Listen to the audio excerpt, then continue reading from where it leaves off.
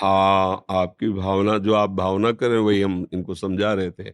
पर ये तभी हो सकता है जब थोड़ा-सा सत्संग हो, क्योंकि सत्संग के बिना विवेक नहीं होता और विवेक के बिना ऐसी भावना नहीं हो सकती। जब तक सत्संग नहीं होता तब तक हमारा देह भाव पुष्ट होता है और जब हमारा देह भाव पुष्ट होता है तो उसमें एक भावना वासना होती है कि किसी से छीन के, झपट के जैसे भी बने मुझे सुखी होना है। इसमें भाईचारा नहीं हो सकता है। इसमें सदा ही दुख और हिंसात्मक वृत्तियां रहती हैं। अगर सत्संग सुना जाए, वाणी जी गुरुवाणी को सुना जाए, शास्त्रों का स्वाध्याय किया जाए, तो ये जो आपके अंदर भावना है ना, ये गुरुवाणी की कृपा से है। तो गुरुवाणी की कृपा का यदि हम अवलोकन करेंगे, तो ये बात आ जाएगी जो आप सब में भाईचारा, सब में सद्व्यवहार, सब सुखी रहें, सब आनंदित रहें, सब स्वस्थ रहें, सब प्रसन्न रहें, यही तो संतों का हृदय होता है।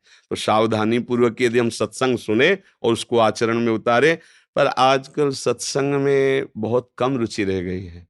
छोटे-छोटे जो बच्चे हैं, उनके पास मोबाइल है और आधुनिकता बढ़ रही है और संत महात्माओं को ऐसा पेश किया जा रहा है नाटक, सिनेमा, सीरियल आदि में कि मतलब केवल ये पाखंड है, केवल पाखंड।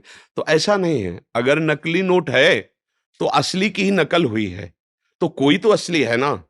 अगर हमें संतों का संग मिले और उनकी वाणी पर हम विश्वास करें, तो निश्चित हमारा भाव बदल जाएगा और बिना सत्संग के भाव बदलना बड़ा कठिन है, क्योंकि कुसंग बढ़ता जाता है, हमारी राक्षसी वृत्ति बढ़ती जाती है। जो कितना राक्षसी वृत्ति, एक इंद्री की तृप्ति के लिए हमारा जैसा शरीर, ऐसा दूसरे का शरीर है, हम उस शरीर को जला देते हैं, नष्ट कर देते हैं। तो मुझे लगता है सत्संग सुना जाए, उसका मनन किया जाए और कुछ नाम जप किया जाए।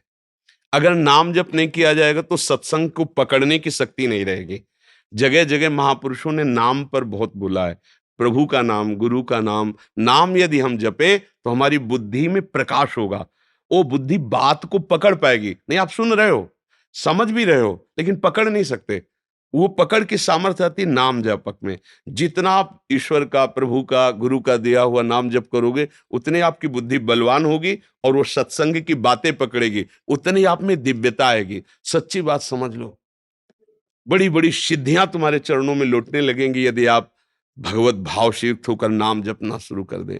आज बहुत लोग परेशान घूम रहे, पर दुख निवृत्ति का उपाय दुख ही खोज रहे हैं, दुख ही।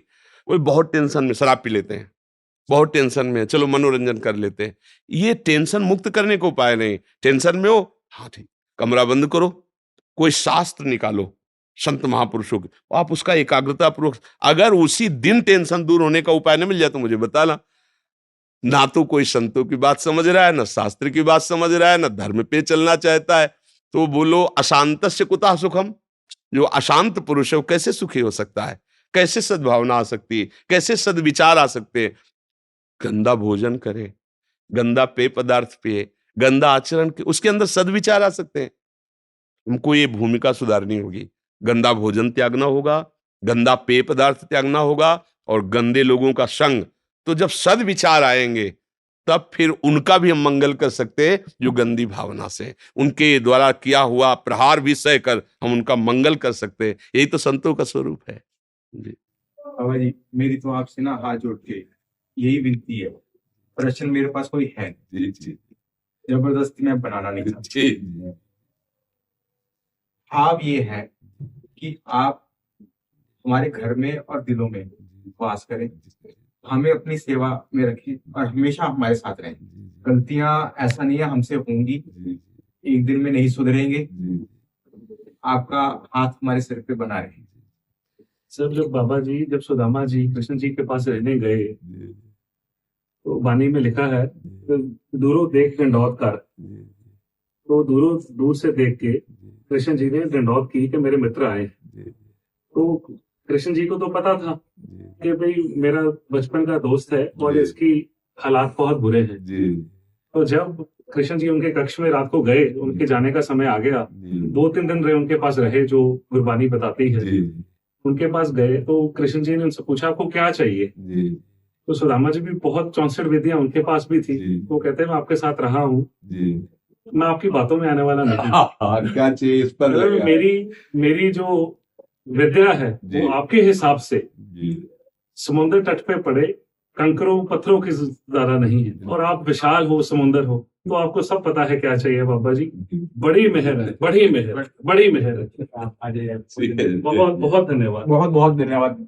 हमें तो ये आश्चर्य हो रहा है कि आप संसार के कार्यों में रत होते, ऐसी सद्भावना से युक्त है, इतने ग्रेजुएट पदों पे होते हुए भी आपको अभिमान नहीं है। ये बहुत गुरु कृपा है, ये बहुत कृपा है, संतों की हमारे कृपा। बाबा जी थे जी दिल्ली में। जी दिल्ली में गोबिंद सदन गुरुद्वारा है, गोबिंद सदन गुरुद्वारा है, बाबा विरसा सिंह थे। 2002 में मैं उनसे जुड़ा था, 2007 में उन्होंने शरीर छोड़ दिया था। वो गुरुद्वारा भी ऐसा है, बाबा जी ने, कृष्ण जी का भी दिन मनाया जाता है, राम जी का दिन भी मनाया जाता है, हवन भी होता है बाबा श्री चंद जी का। वहां पे हर तरह का स्थान बना है, और हमें यही ज्ञान मिला है कि हमने हर धर्म की इज्जत करनी है और सत्कार करना है। आपको मैं फॉलो करता हूँ, और मैं पहली बार वृंदावन आया हूँ और मेरे मन में था मिलना है। बहुत बहुत कृपा है धन्यवाद, बाबा। बहुत बहुत शुक्रिया, प्रणाम, कोटि कोटि नमन, कोटि कोटि नमन।